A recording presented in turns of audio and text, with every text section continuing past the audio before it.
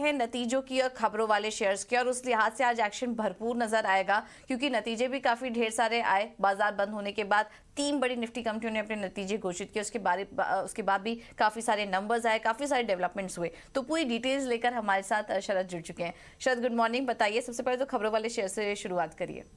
Good morning पूजा। जो है सबसे पहले एक्चुअली हम लोग निफ्टी अर्निंग से स्टार्ट करते हैं। यहाँ पे जो है बहुत एक्शन देखने मिला है। विप्रो की बात करें तो overall weak set of numbers आए हैं। अब देखा जाए तो पैट लोअर देन एस्टिमेट्स आया है, मार्जिन में भी मिस आया है, और रेवेन्यू हालांकि इनलाइन रहे हैं देखा जाए। लेकिन जो गाइडेंस आई है फर्स्ट क्वार्टर FY24 के लिए, वहाँ पे भी जो है अनुमान था कि -1 to 1% रहेगा, लेकिन यहाँ पे देख रहे हैं कि वो -3% कर दे, तो लोअर एंड ऑफ गाइडेंस जो है और बढ़ गया है। तो एक टाइप से नेगेटिव गाइडेंस देखने मिलेगा। और ऑफकोर्स जो कांस्टेंट करेंसी डिक्लाइन है वो भी अनुमान से कम आई थी। तो वीक नंबर्स विप्रो के और of course weak numbers Tech Mahindra के भी आए हैं। यहाँ पे मार्जिन में मिस आया है, हालांकि रेवेन्यू पैट लगभग इनलाइन सेट ऑफ नंबर्स देखने मिले हैं। और जो रिपोर्टेड ग्रोथ है वो ऑलमोस्ट 0.3% रही है, और वो एक्सपेक्टेड था कि वो नेगेटिव में रहेगा। तो यहाँ पे भी जो है आप कह सकते हैं weak to mix numbers Tech Mahindra report के। LTI माइंट्री, हालांकि देखा जाए मार्केट कैप के हिसाब से तो ये जो है ऑलरेडी जो है इसका मार्केट कैप टेक महिंद्रा से ज़्यादा है। हालांकि ये कंपनी निफ्टी में नहीं है, पर इसे हम पहले मेंशन कर रहे हैं।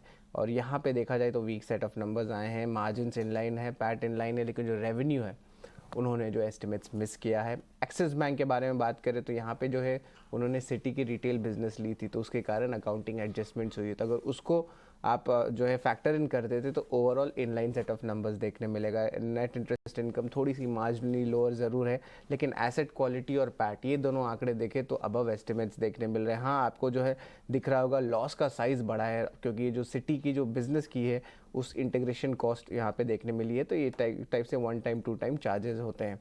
इसके अलावा जो है ACC फोकस में रहेगा। यहाँ पे overall weak set of numbers है। इनके फर्स्ट क्वार्टर कैलेंडर ईयर 2023 के नतीजे हैं।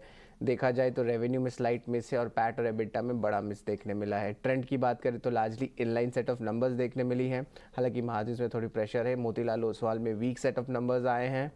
ग्लेनमार्क लाइफ की बात करें तो यहाँ पे overall good set of numbers देखने मिले, और हमने देख ही रहे कि जो फार्मा कंपनीज है उनके रिजल्ट्स जो हैं अब अच्छे आने लगे हैं, और आगे की कमेंट्री में भी सुधार है। इंडियन होटल्स की बात करें तो बहुत अच्छे नंबर्स देखने मिल रहे हैं।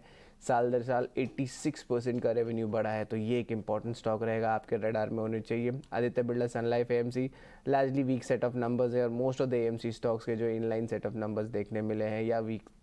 श्रीराम फाइनेंस की बात करें तो overall weak set of numbers आए हैं। प्रोविजंस में बढ़ोतरी हुई है, इसका मतलब एसेट क्वालिटी में थोड़ी सी इम्पैक्ट ज़रूर पड़ी है। और एम्फेसिस ने भी देर रात जो है इनके नंबर्स आए हैं, तो रेवेन्यू पैट ये सब जो है मोस्ट ऑफ देम जो है एस्टिमेट को मिस किए हैं। तो ऑफकोर्स देख सकते हैं बहुत नेगेटिव रिएक्शंस जो है IT स्टॉक्स में देखने मिल सकती है, पर उनकी जो आगे जाते हुए कमेंट्री होती है वो बहुत इंपॉर्टेंट होने वाला है कि उनकी रिबाउंड उनके बिजनेसेस कब स्टार्ट करेंगी।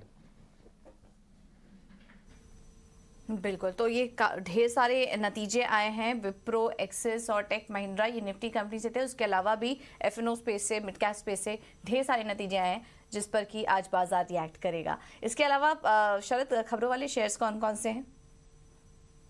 जो है ट्रिगर्स बता देता हूँ। मैनकाइंड फार्मा की बात करें तो टोटल सब्सक्रिप्शन जो है 15 गुना हुआ है, हालांकि रिटेल की बात करें तो सिर्फ 92% सब्सक्रिप्शन हुआ है। इसका मतलब 8% का अनसब्सक्राइब पोर्शन भी रिटेल में है। निफ्टी अर्निंग्स में अल्ट्राटेक सीमेंट का है, और इंडिया मार्ट जो आज बोनस इशू करने वाली हैं, तो उस पर जो है बातचीत होगी बोर्ड मीटिंग की, इसकी डिटेल्स के ऊपर। विप्रो इंपॉर्टेंट रहने वाला है स्टॉक ऑफ द डे, क्योंकि यहाँ पे बोर्ड ने अप्रूवल दे दिया शेयर बाई की 445 रुपीज़ प्रति शेयर का। टोटल बाईबैक साइज़ 12,000 करोड़ का है। अब हमारा अनुमान से ज़्यादा जो है ये बाईबैक का साइज़ दिया गया है, और बाईबैक की अगर प्रीमियम की बात करें करंट मार्केट प्राइसेस तो लगभग 19% का प्रीमियम आ रहा है। LTI माइंट्री जो है ऑफकोर्स रिजल्ट्स तो आए, लेकिन आउटलुक उन्होंने कहा कि जो मार्जिन लेवल है वो लगभग 17 से लेकर 18% तक रहेगा। और ये इसलिए इंपॉर्टेंट है क्योंकि इस बार जो है कंबाइंड आ रही है LTI और माइंट्री दोनों कंपनीज़ की। और इसके अलावा डबल डिजिट रेवेन्यू ग्रोथ का भी एक्सपेक्टेशंस है, लेकिन याद रखिए जो फर्स्ट क्वार्टर FY24 का यहाँ पे क्लाइंट्स कह रहे हैं कि थोड़ी डिसीजन मेकिंग में डिले हो रही है। पाई इंडस्ट्रीज़ भी फोकस में रहेगा। यहाँ पे 2 कंपनी ने एक्वायर किए, उन्हें वो फार्मा स्पेस में अब घुसने वाले हैं। लगभग 920 करोड़ का इन्वेस्टमेंट है। GCPL में कल शाम को अनाउंसमेंट आई थी कि वो रेमंड की FMCG कंज्यूमर केयर बिजनेस लेंगे। ऑफकोर्स 2800 करोड़ का कैश कंसिड्रेशन है, और एक्विजिशन हुआ है 4.5 टाइम्स ट्रेलिंग सेल्स FY23 के नंबर पे। पर रेमंड पे भी इंपॉर्टेंट रहेगा। ऑफ कोर्स हमने स्टॉक में तेज़ी भी कल देखी थी रेमंड में, क्योंकि उन्होंने डीमर्ज कर दी अपनी लाइफस्टाइल बिजनेस। अब ये जो एक नई सेपरेट लिस्टेड एंटिटी बनाएंगे जो लगभग नेट डेट फ्री रहने वाली है।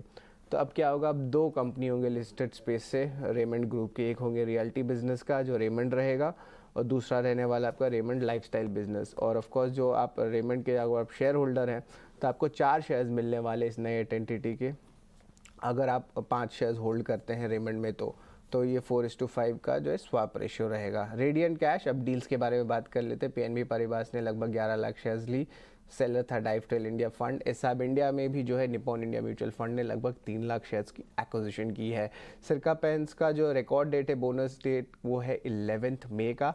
और आईआरबी इंफ्रा में भी एक इंटरेस्टिंग बात आई है, जहाँ पे जो सेलेक्टेड बिडर उन्होंने बना दिए हैं एक टॉट प्रोजेक्ट को लेके हैदराबाद के आउटर रिंग रोड में। अब इसका मतलब ये है कि जो कंपनी की ऑर्डर बुक है वो लगभग 14,500 करोड़ से और बढ़ जाएगी। तो एक पॉजिटिव न्यूज़ जो है आईआरबी इंफ्रा में देखने मिल रही है। और आखिर में गेल के बारे में बात करेंगे। यहाँ पे एजेंसी से खबर आ रही कि नॉर्जेस बैंक जो है अपने वेल्थ फंड से गेल इंडिया को हटाएंगे, और लगभग अगर स्टेक के बारे में बात करें तो जो रीसेंट स्टेक था ऑलमोस्ट 0.92%, यानी कि 1% स्टेक आप मान लीजिए जो है गेल में नॉर्जेस बैंक का है। और नॉर्जेस बैंक जो है सेंट्रल बैंक है नॉर्वे की।